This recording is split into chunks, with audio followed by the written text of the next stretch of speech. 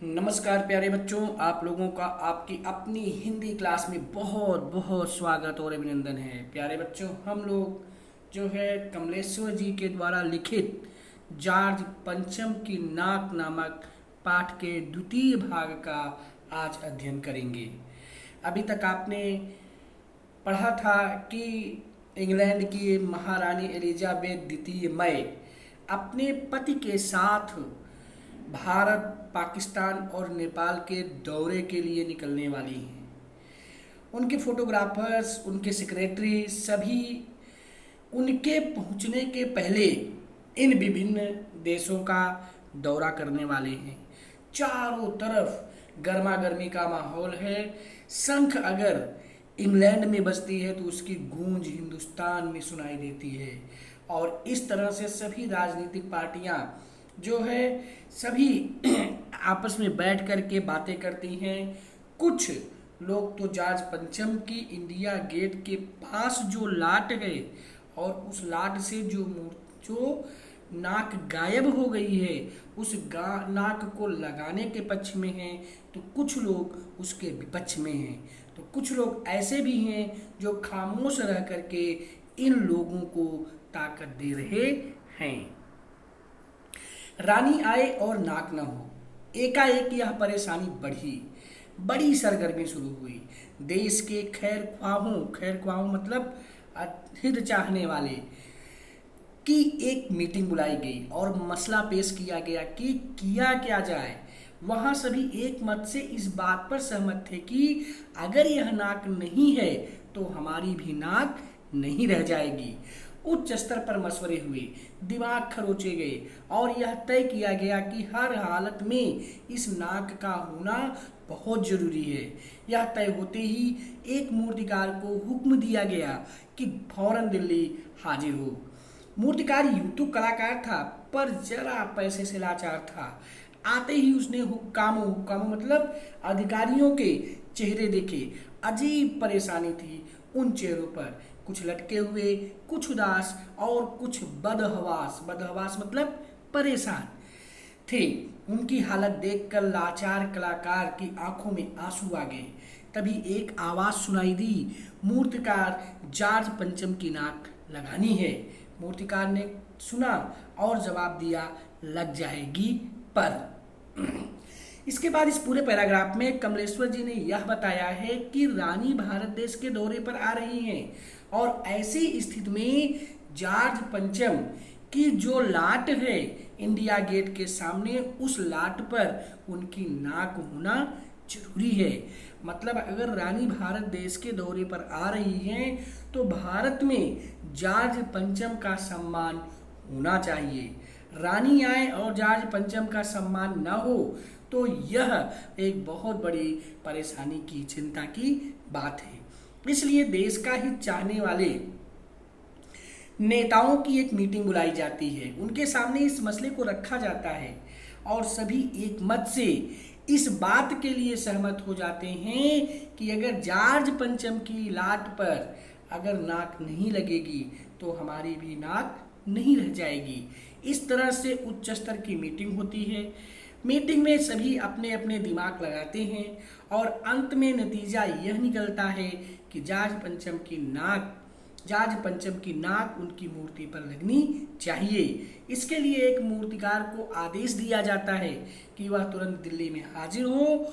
और चूंकि मूर्तिकार तो कलाकार था लेकिन वह पैसे से लाचार था। जब मूर्तिकार दिल्ली आता है तो वह दिल्ली में अधिकारियों के लटके हुए लाचार, बेबस और परेशान चेहरों को देखता है तो उसकी भी आंखों में आंसू आ जाते हैं।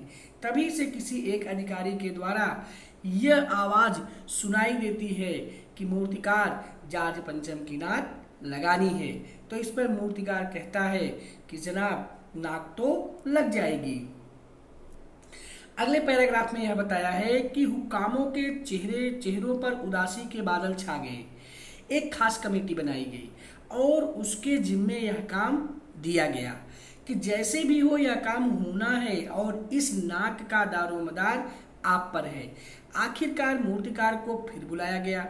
उसने मसला हल कर दिया। वह बोला, पत्थर की किस्म का ठीक पता नहीं चलता तो परेशान मत होइए, मैं हिंदुस्तान के हर पहाड़ पर जाऊंगा और ऐसा ही पत्थर खोज लाऊंगा। कमेटी के सदस्यों की जान में जान आई। सभापति ने चलते चलते गर्व से कहा, ऐसी क्या चीज है जो अपने हिंदुस्तान में नहीं मिलती? हर चीज इस देश के गर्भ में छिपी हुई है। जरूरत खोज लाने की है। खोज करने के लिए मेहनत करनी होगी और इस मेहनत का फल हमें मिलेगा। आने वाला जमाना खुशहाल होगा। यह छोटा सा भाषण फौरन अखबारों में छप गया। मूर्तिकार हिंदुस्तान के पहाड़ी प्रदेशों और पत्थरों की खानों के दौरे पर निकल पड़ा। कुछ दिन बाद वह हताश लौटे। उनके चेहरे पर लानत बरस रही थी। उन्होंने सिर लटकाकर खबर दी, हिंदुस्तान का चप्पा चप्पा खोज डाला पर इस किस्म का पत्थर कहीं नहीं मिला। यह पत्थर विदेशी है।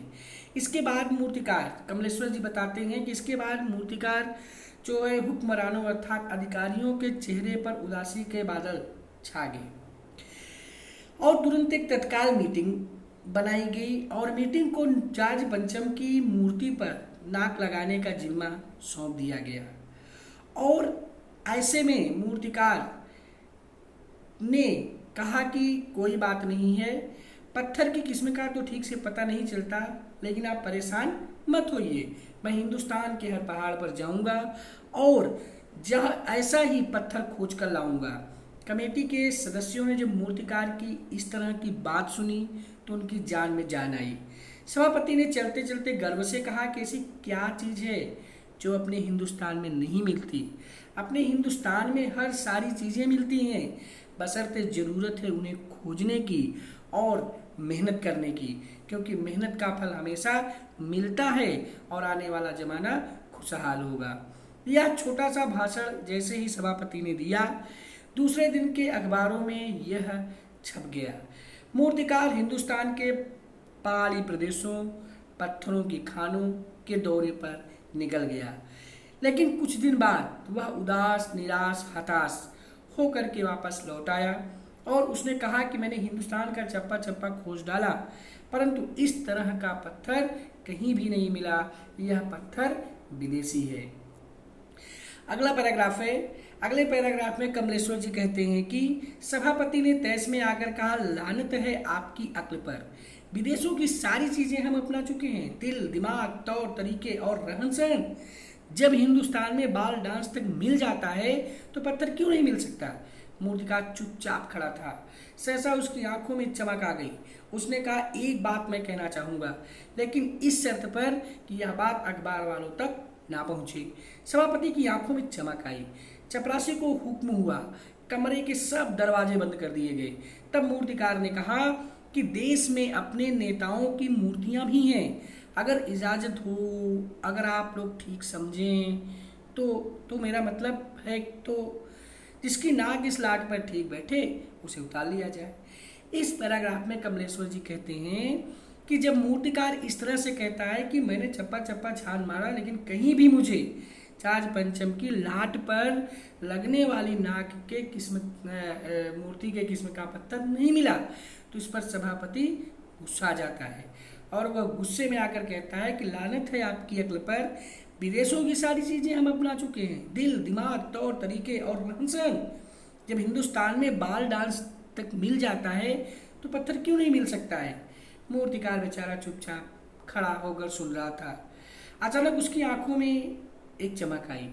उसने कहा कि मैं एक बात कहना चाहता हूँ, लेकिन इस शर्त पर कि यह बात अखबार वालों तक न पहुंचे।